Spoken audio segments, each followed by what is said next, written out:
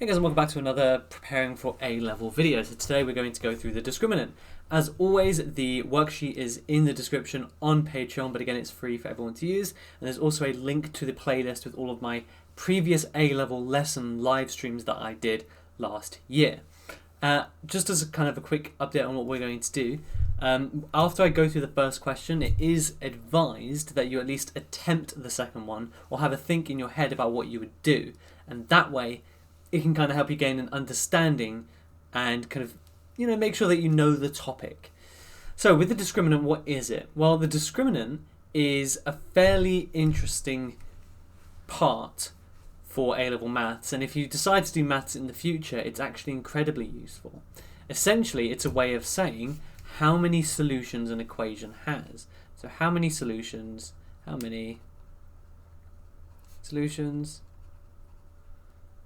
a quadratic has,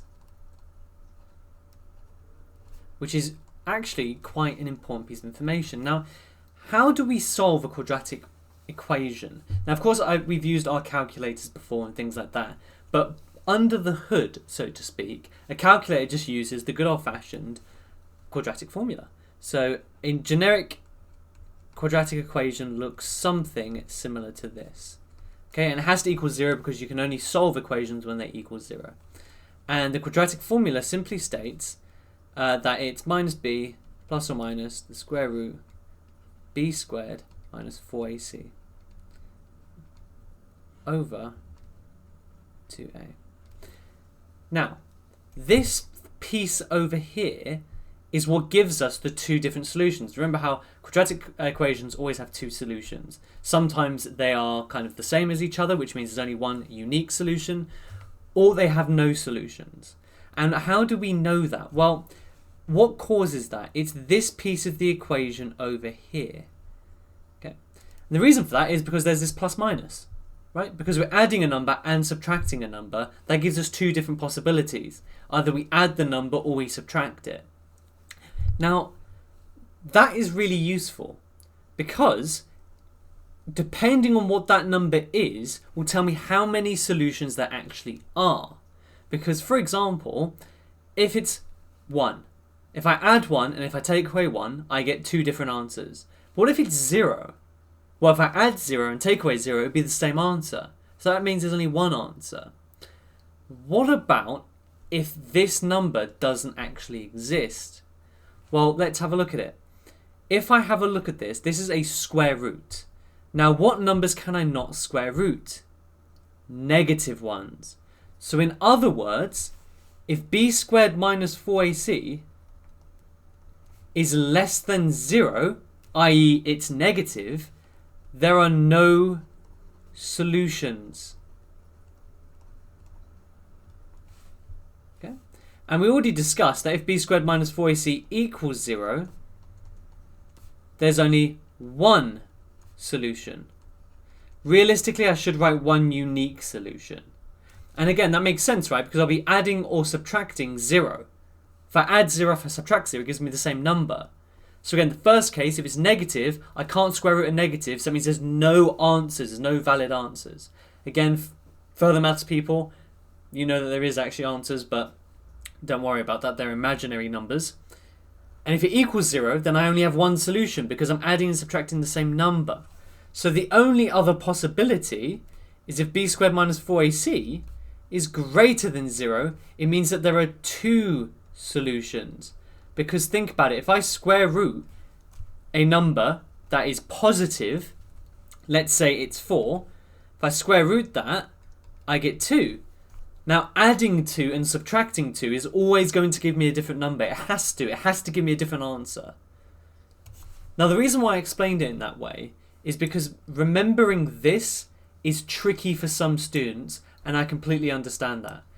And this is where I kind of link back to the first video I did. If you don't understand A-level maths, it's going to be very, very difficult for you.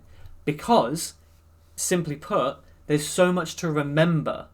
These little kind of conditions here, when I started doing this video, I didn't remember it instinctively. Instead, I thought about it. If it's less than 0, there's no solutions because it's an imaginary number. If it's equal to 0, there's only one solution. So I kind of worked out from there. This idea here can be tricky for some people. So again, look at what I've written, rewind the video, and if it still doesn't make sense, please leave a comment, and what I'll do is I'll go through it again with you, okay? Because understanding this will mean you will never have to remember it, because it just makes sense, right? It's like if I say, is water wet? Well, it's obvious, right? You don't need to memorize the fact that water's wet. You just know because logically it's wet. Or if, for example, I showed you fire and I said, well, is it hot? I mean, you don't need to work out if it's hot. You know it's hot. It's the same thing in this case, although those are two bad examples. So let's get into some questions about what they can kind of ask you. And this isn't going to be a particularly long video, but I want to point out that this comes up again and again in all maths in the future, including university. So it's good to get good at it now. Okay, so we have this equation, and it says that this equation x squared plus kx plus 2 equals 0, where k is a constant, has no real roots. Find the set of possible values for k. Now, when I first started teaching, I used to tell students to just write out all of this on a post-it note, and then you can refer back to it constantly, and that way you memorize it. However, I want to try something new. Memorizing's fine, it's okay, but what I want you to do is follow the logic that I had to work out what it means. I'm going to go through it anyway, but that's what we're going to do for the first couple of questions. So it says it has no real roots, so there's no answers, which means if I look at the quadratic formula,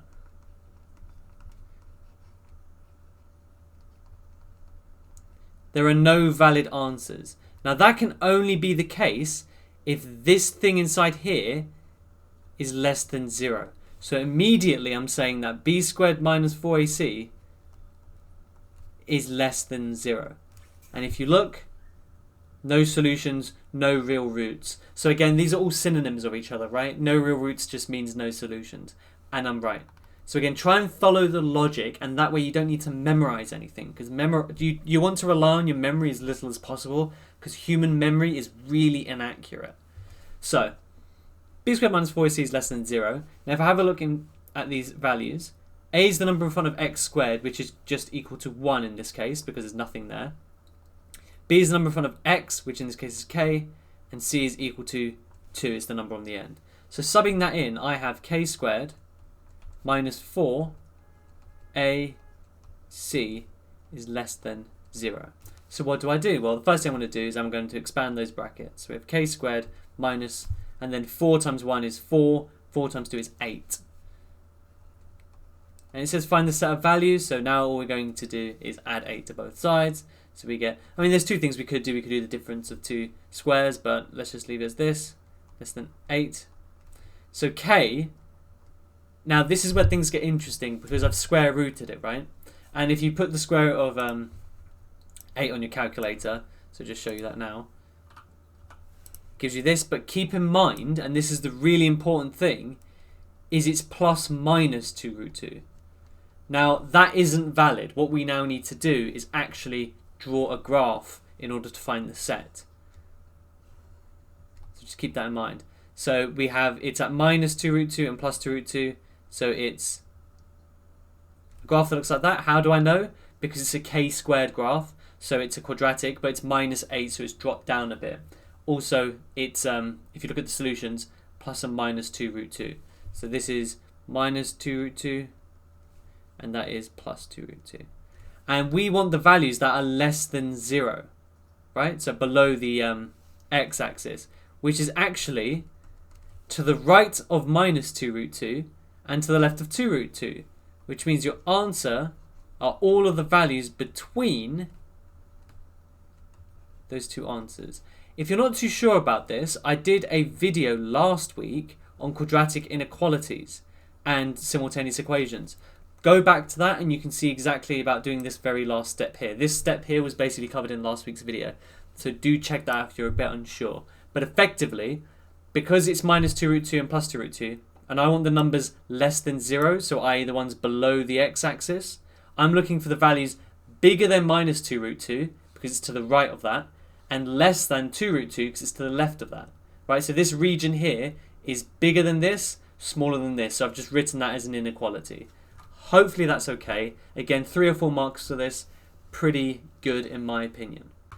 Okay, for question 2, we have the equation kx squared plus 5x plus k is equal to 0, where k is a positive constant, so we should definitely note that out, because if we get two values of k, which in a quadratic we might get a plus value and a negative value, it tells me it's positive. Again, there are tons of students that lose marks on this. They'll write plus or minus 2, for instance, but it says in the question it's a positive constant, or it's a negative constant. In which case, you don't get the full marks because you haven't specified there's only one answer. And it says it has equal roots. This is the same as saying that there's one solution. So the wording will come with time. I know it's a very weird way to think of it, but it actually makes more sense than one solution. I told you that all quadratics have 2 or 0 solutions. So they're either unsolvable or they have 2 answers. But those 2 answers can be the same, i.e. they're equal to each other. That's why they say equal roots. But effectively it just means that there's one unique solution. So what does that mean? Well, again, let's head over to our quadratic formula. I'm going to start speeding this up. But again, feel free to ask any questions you may have. Now, for it to have one solution, this whole plus or minus bit must equal 0. Because we can't have a plus or minus. If there's a plus or minus, then we're going to have 2 separate values. Now, how does this happen? Well, how do we make it 0? Well, we're trying to square root and get 0. So in other words, we're trying to square root 0, which means b squared minus 4ac equals 0, because we're trying to square root that. Okay? And the only thing that square roots to give 0 is 0 itself. So, now we can actually sub in our values. So we have a is equal to k, because it's the number in front of x squared. B is equal to 5, the number in front of x. And c is equal to k, the number on the end of the equation. So now we have b squared, which is 5 squared, minus 4. B is 5 again. And c is, a is not 5, it is k. And c is also k. So expand this, we have 5 squared, which is 25, minus 4 times k, so it's minus 4k squared. So I'm going to move the k squared over to the other side. So we have 25 equals 4k squared. Divide both sides by 4, so we have 25 over 4 equals k squared. And then we're going to square root both sides. So we get plus or minus. Now, to square root this, again, you can use a calculator, feel free to, but hopefully you remember from GCSE, you just square root the top and square root the bottom, so 5 over 2 equals k. So we have 2 answers, right? Now remember, don't make the same mistake that previous years have. Positive constant. So here you would write k equals 5 over 2. And that will be your final answer. Okay? Be really careful with that. It's also why, if you're ever doing maths in class or as homework or as revision, don't get distracted. I've been focused this entire question. Because if someone distracts me when I'm up to here, for instance, I'm going to forget this first. I'm going to forget the positive constant first. It was the first thing I read. That's actually why I put a box around it. Some questions in A-level maths, single parts will be 7, 8, 9 marks. You will easily forget what the wording of the question is. So how do you prevent this? You can highlight things like positive constant, and at the end of the question, read the question again. Make sure you haven't done something stupid like this. You've dropped a mark for no reason. You've got the answer, but you haven't written the answer, which is probably the most tragic mistake you can make. Just really be careful when it comes to reading those questions, and read it again after you're done. Or highlight things, do all of these things to help you notice the special parts of the equation. And I will say this is exam technique. You wouldn't know that positive constant is important until I just told you. So give yourself some slack, of course. So we have 2 more questions coming up, and they kind of jump in difficulty pretty quickly. This one, it jumps in difficulty because you have brackets. Now, I know that you're thinking, well, brackets, okay, that's not that bad. I've done that in GCSE. Again, you'd be surprised. Especially when human beings, which we all are, I'm assuming, are exposed to more complicated things, and by that I mean there's just more stuff on the page, we can get overwhelmed even though it's actually not that much, it's not more difficult. But we have here, n is a constant that has two distinct real roots. So again, have a think what that means. But again, I expect you to pause it and have a go if you want to. Again, writing out the quadratic formula for the billionth time in my life. We have, for it to have two distinct real roots, and again, what does the word distinct mean? It means unique, okay, different roots, because they always have two solutions, or none. For that to happen, this just has to be positive. We're square rooting a positive number and we're adding or subtracting some number. That's completely fine. So in other words, it needs to be greater than 0. So it's almost like I planned the questions to give you one of each. Interesting, that. So a is obviously just equal to 1 because there's nothing in front of the x squared. B is everything in front of here, so n plus 1. And c is all this stuff on the end. So let's put this in. We get n plus 1 squared minus 4. A is 1. C is 3 minus 3n. And that needs to be greater than 0. So expanding the brackets, so again we have n times n, which is n squared. Then we have the cross terms, so n times 1 and 1 times n. Both of those give me n, so n plus n is 2n plus 1. Expanding this is a bit more fun, so I encourage you to have a go. So this 1 timesing all this doesn't do anything. So I can ignore it. I'm just doing 4 times all of this stuff. Because if I'm timesing by 1, it doesn't do anything, right? So minus 4 times 3 gives me minus 12. Minus 4 times minus 3n gives me plus 12n is greater than 0. Now we can simplify. Plus 2n plus 12n is plus 14n. And then minus 11 is greater than 0. Now finding the set of possible values, again, this is a question that, well, a question style that we did in last week's video doing quadratic inequalities. So what we're going to do is follow the same steps. We're going to go to menu. We're going to go down twice and across twice to come to this button here, B, which says inequality. Press equals. Whoops. Polynomial degree, we're dealing with 2. And as you can see, it has all these different symbols. Now, our symbol is greater than 0. So we're going to use greater than 0, which is number 1. The number in front of n is 1. The number here is 14. And the number here is minus 11. Press equals again. And it gives me these two solutions, which are hideous. But they are the correct solutions. So if x is, unless I made a mistake anyway, which I have not. So x is less than minus 7 minus 2 root 15. And we have minus 7 plus 2 root 15. I should actually make this an e. Actually, no. In fact, yeah, I've kind of done this equation for us since we don't have to do anything for this. So, of course, normally you'd have to draw out a graph and confirm this for yourself. But in my case, I didn't have to because, again, we have this kind of calculator. Now, again, in terms of like when you can use the calculator and when you can't, I would say because we have working out, it's completely fine. What you don't want to do is literally just have this bottom line. Okay? So don't do the whole thing on the calculator. So you won't have something that looks just like this. That's not good. Okay? You want to have some working out. So use it at your own discretion. You guys are adults now or becoming adults. Use your common sense. Here is the last style of question that they can give you. But I will admit that the style is quite broad and I'm only giving you one example. This is probably the hardest thing they can give you, and this is what comes up fairly frequently. And I really want to stress the fact that it's very easy to spot in a video called Discriminant to use the discriminant.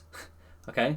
There are some questions where they'll give you a sentence like this randomly and they'll just say find the possible values, which means you won't know to use the discriminant. So that's the skill you need to develop. Literally, it could have just been this part here and then just straight away find the set of possible values. And people start doing some crazy stuff when they don't realize you need to use the discriminant. Trying to solve these incredibly complicated equations you've never been asked to solve before. So that is why you need to actually use all the information in the question. Now, Ken, in this case, they've given us a really strong hint. So what's the hint? This is the hint. We don't have an inequality here, but we have an inequality here. And then it says it does not intersect. So what that means is that there's no solution. That is the hint you should look at. Less than 0, no solution. The only thing that links those two is the good old-fashioned discriminant equation. Okay? But that's getting ahead of ourselves. I just want to make you aware that they can just give you this part B as the whole question. So it says here, the curve of the equation, blah, blah, blah, where p is a constant, does not intersect with the line with equation y equals 2x minus 12. So what's the other problem I see? Well, what I see is people jump straight in to using the discriminant, and they say, okay, well, a is p, b is 4p, and c is minus 5p. No, that is not right. You cannot use the discriminant straight away. Because look at what it's saying. It's not saying that this equation has no solutions. It's saying that it doesn't intersect. Now, what happens when two things intersect? We equate the two equations, don't we? Because y and x are the same. So what I'm going to do is I'm going to put this, and I'm going to equate it to all of that. So 2x minus 12 equals px squared minus 4px minus 5p. Now this is the equation I want to use the discriminant on. But I can't yet until I make it equal to 0. And that is the kind of major misstep. So 1 is they don't realise it's discriminant. 2, they try and use the discriminant on just the quadratic straight away. Look at the question. It's saying it doesn't intersect, which means you need an equation for the intersection, which is where you equate them both. Okay, so keep that in mind. Okay, so let's get this equation prepared. So what we're going to do is move all of this stuff on the left hand side to the right hand side, and we're going to group it together. So I'm going to show you what I mean by that. So we're going to put the px squared first, of course, then the minus 4px, and then I'm going to put the minus 2x there as well, because I want to keep everything nice and neat and together. Then we're going to have minus 5p minus 12, and that all equals 0. Now, labeling a, b, and c might be a bit tricky in this particular instance, because if you look, it's the number in front of b, in front of x, for example, for b. So one thing that you might see done in a lot of mark schemes is they actually factorize out all of the bad stuff, so to speak. So you might have something like minus, and then you have 4p plus 2. I don't know why I wrote pp. Anyways, 4p plus 2x, right? And then you'd also have minus 5p minus 12. So that means B is all of this stuff and C is all of this stuff. So that's what some people kind of do. And I would recommend it, and I would recommend getting used to it just so you're capable of rearranging it yourself. So now we have A, and we have B, and we have C. So now all we need to do is actually apply the discriminant rule. So we have b squared minus 4ac is less than 0. So just to write that down one more time, b squared minus 4ac should be less than 0. Now b squared is all of this squared, so it's minus 4p plus 2 squared. Now this is kind of an important thing here, is the minus is also being squared. So effectively what we can do, if we're being a bit cunning, is the only thing that's going to change here is this minus will become a plus. So what we can do is get rid of these brackets and get rid of the minus, and then just move the 2 over here, and that'll be the exact same thing. If that doesn't make that much sense, then you can obviously still have the bigger brackets and it will do the exact same thing. It's just to avoid having two negative brackets sliding about. So b squared minus 4, a is p, and c is minus 5p minus 12, and that should be less than 0 because it's, well, no intersections, right? Now we need to expand, so 4p squared, so that's 4p times 4p, so 4 times 4 is 16p squared. Then we have plus 8p plus 8p again, so that's also going to be 16p plus 4. Now for this we can expand it one at a time, so we do p times minus 5p would be minus 5p squared, then times minus 4 again, so that would be plus 20p squared. And again, so that makes it minus 12p, and then times by minus 4 again, will give me plus 48p. And that still is less than 0. Gathering the like terms, we should hopefully get 9p squared. Actually, no, not necessarily. We could simplify it. So 16p squared plus 20p squared is 36p squared. 16p plus 48p is going to be 64p. And then there is the plus 4 on the end. So again, if you notice my slight panic, because we didn't get the same thing here, but I have noticed that we can divide through by 4 in order to get the correct answer. So divide everything by 4 and we get 9p squared plus 16p plus 1 is less than 0. Okay, I have made a small error here. So as you can see, the minus 12, when I moved it over, I left it as minus 12. It should be plus 12, so that makes that plus, which makes that plus, which makes this not 48p, but negative 48p. So now, when we kind of work this out, if we get rid of the p's in these two lines, we actually have 16p minus 48p, which gives me minus 32p. And then when we divide that by 4, we get minus 8p. So that's where that discrepancy came. See, it happens to the best of us. We can also make mistakes. So anyways, that's part A done. Kind of embarrassing, but you know, we all learn. And part B says find the set of possible values for p. So effectively, solve this equation. And if you're unsure about doing something like this, I'd recommend going back to the previous video, which was quadratic inequalities. But I'm just going to go the very, very lightning fast route. So we can solve inequalities on our calculator by, again, if I reset the whole thing, you'll start up here, go down twice, go right twice, you get inequality. If you look, it has x, y greater than 0. Polynomial degree, it's 2 because we have squared as the biggest power. And if you look, is it up bigger than 0, less than 0, greater than equal to? Well, it's the second one because it's less than 0. And then filling in the numbers, we have 9, we have minus 8, and we have 1.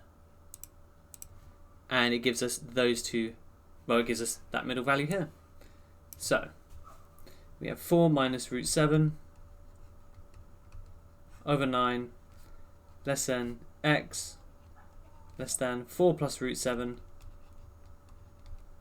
over 9. Just like that. Not too bad, hopefully. And for the final part, we have this kind of question. This is probably the most complicated it can be, most involved, like a 5-6 marker. Probably no more than 6 marks, although don't forget in A-level there are 7, 8 and 9 markers. This is complicated as it can get, but again, it doesn't necessarily mean it's as difficult as it can get. They can put you in a different situation. So if you look here, the line y equals mx plus 2 is a tangent to the circle x minus 5 squared plus y plus 1 squared equals 15. Find the two possible values of m. Now, here's where we need to get very, very specific. If we draw out a circle, and again, I'm not going to say that this is perfect by any means, and we draw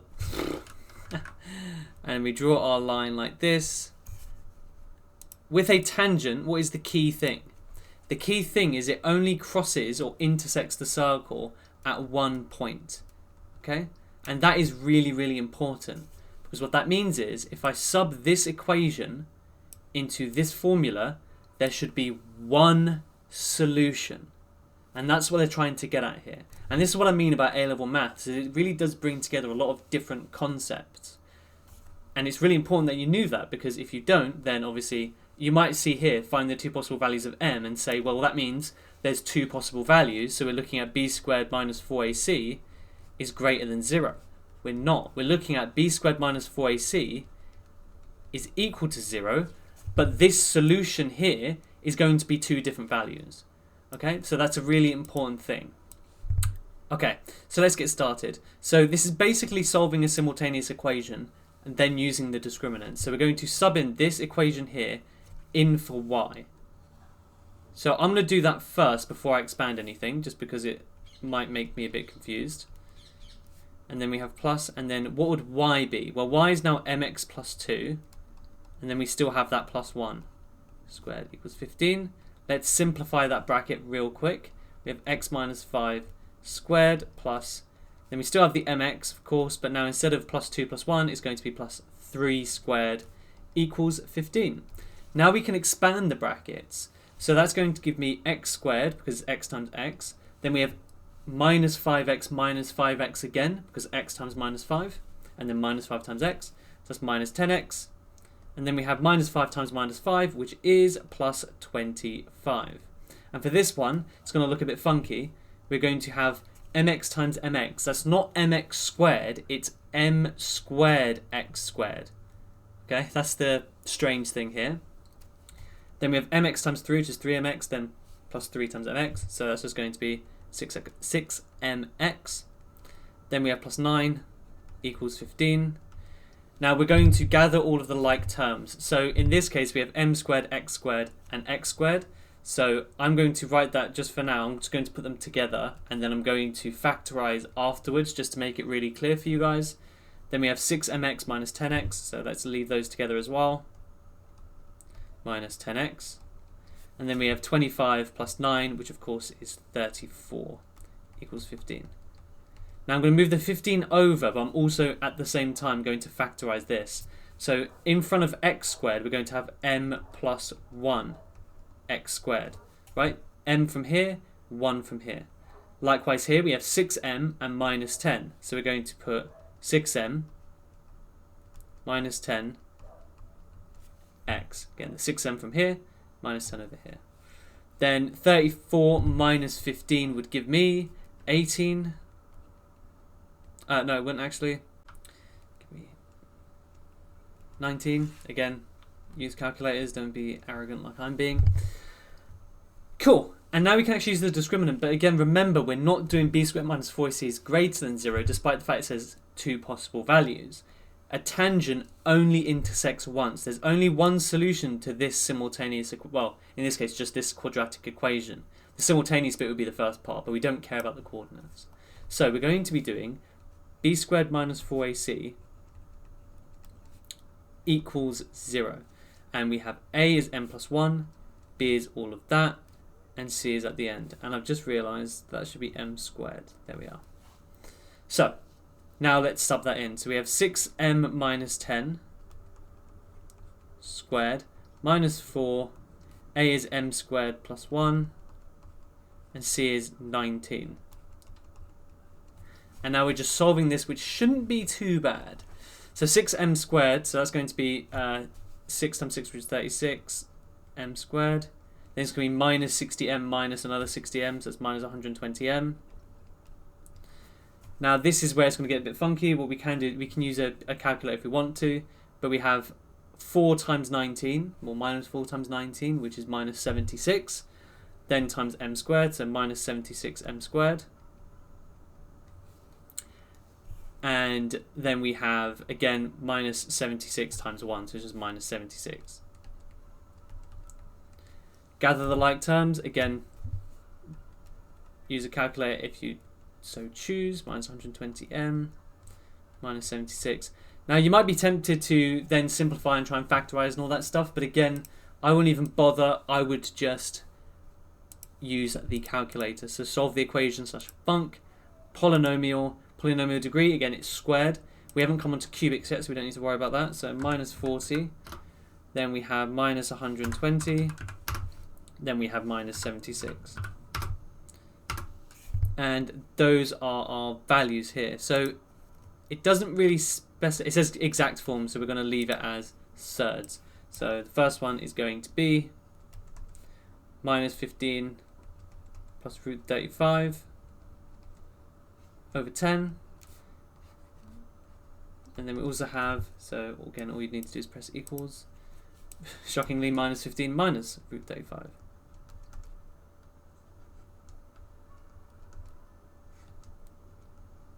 And that would be it. So again, this worksheet is available on Patreon, the link's in the description, but again it's completely free. And I've also got a link to the A-Level Maths playlist if you want to kind of look at all of the other lessons that I did last year. But other than that, I hope you have a wonderful day and I hope you're enjoying your summer.